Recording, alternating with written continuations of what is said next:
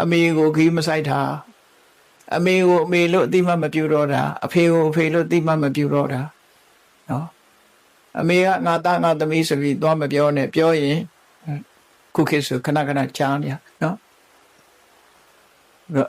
အမေကိုလေးစားမှုတွေပြည့်ရင်းသွားတာအဖေလေးစားမှုတွေပြည့်ရင်းသွားတယ်ကိုယ်ွယ်ရဖြစ်တဲ့သမဏပြမနာတွေလေးစားမှုတွေဘာသာတရားကိုင်းဆိုင်မှုတွေပြည့်ရင်းသွားတယ်ကုလိစိတ္တပရစာယိနာကိုအမျိုးတဲ့ဆွေတဲ့ကိုလူမျိုးတဲ့မှာအကြီးကဲတွေရဲ့စကားကိုပြစ်ပယ်လာတယ်ကြီးကဲဆိုတာတကယ်ပညာရှိဂုဏ်သိက္ခာရှိတဲ့လူကြီးလူကောင်းတွေရဲ့စကားနားထောင်ကြတော့ဘူးလေအဲ့ဒီအဆင့်ဟာလူလောကကြီးရဲ့ပျက်စီးတဲ့အဆင့်ကြီးရောက်အခုအဲ့ဒီအဆင့်ကိုတာဆူပြီးရာခိုင်နှုန်းကတဖြည်းဖြည်းများလာနေပြီအဲ့ဒါကြောင့်မို့လူလောကကြီးကတိုးတက်နေတယ်ဆိုတာဘာတွေကိုကြည့်ပြောနေကြတာတော့ဆိုလို့ရှိရင်သုံးဆောင်ပစ္စည်းတွေတို့လူသုံးပစ္စည်းတွေတို့ဒါတွေကိုကြည့်ပြီးတော့တိုးတက်တယ်လို့ပြောတာအဲ့ဒါတွေကတကယ်ကြတော့လူတွေအတွက်ဒုက္ခပေးမဲ့အရာတွေသာဖြစ်လာတယ်ဟောနော်တကယ်ကိုချင်းတရားပိုင်းကလုံးဝပျက်စီးသွားပြီလူသားတွေဟာလူသားအဆင့်ကိုမှမရှိတော့ဘူးလို့ပြောလို့ရသွားအဲ့ဒီအဆင့်ဟာတဖြည်းဖြည်းကျဆင်းပြီးတော့သွားတယ်ဒါသက္ကဝတိသုတ်တံမှာမြတ်စွာဘုရားဒီတိုင်းဟောတာအဲ့ဒီလိုကျဆင်းသွားတာကမရက်တော့ဘဲနဲ့ဘယ်ထိအောင်သွားမလို့ဆိုလူရေးတက်တန်းတွေဟာတဖြည်းဖြည်းတိုးလာတချို့ကတော့စိတ်ပညာကြောင့်အသက်ရှိလိမ့်နိုးနဲ့မျောကောင်းမျောလိမ့်မယ်နော်တန်ရမှုတော့ရှိကောင်းရှိလိမ့်မယ်ဒါပေမဲ့ရေပုံရခြုံကြည့်အသက်တွေတိုးလာပြီဆိုတာနော်အသက်တွေတိုးလာလိမ့်မယ်အသက်တိုးလာသမျှလူတွေရဲ့ဒီ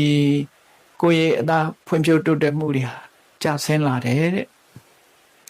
အဲ့ဒါလို့ကျဆင်းလာပြီးတော့နောက်ဆုံးမှာဒီတက်တန်းတွေအယုတ်ကြော်လာပြီစနစ်တန်းအဆင့်ကိုရောက်သွားစနစ်တန်းရောက်သွားပြီဆိုလို့ရှိရင်ကတော့လူလောကကြီးတစ်ခုလုံးဟာတိရစ္ဆာန်နဲ့မခြားဖြစ်သွားပြီအဲ့ဒီမှာဘာတွေဖြစ်လာနိုင်လို့ဆိုရင်တိတ်ဘောအာဃာတော်တဲ့မြတ်စွာဘုရားခါသီးတဲ့အမုန်းတရားပြင်းထန်တဲ့အမုန်းတရားတိတ်ဘောတိတ်ဘောဖြာပါတော့အလုံးကိုဖျက်ဆီးလို့တဲ့စိတ်ဓာတ်တွေတိတ်ဘောမနောတော်သောစိတ်ရပြင်းမှားမှုတွေတိတ်ကံဝဒကစိတ်တံတတ်ချင်ဖြတ်ချင်တဲ့စိတ်တွေအဲ့ဒါတွေဟာခါသီးတဲ့အမုန်းတွေကိုအခြေခံပြီးတော့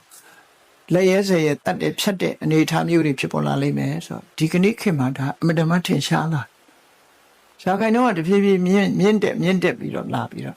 ဒီအဆင့်ကိုရောက်ရှိလာပြီဆိုတော့ဒါမြတ်စွာဘုရားဟောထားတာဗျာဒိတ်စကားအနေနဲ့မြတ်စွာဘုရားဟောထားတာဒီလောကကြီးကတနေ့ကျအဲ့ဒီအခြေအနေကိုရောက်လာလိမ့်မယ်ဆိုတာဟောထား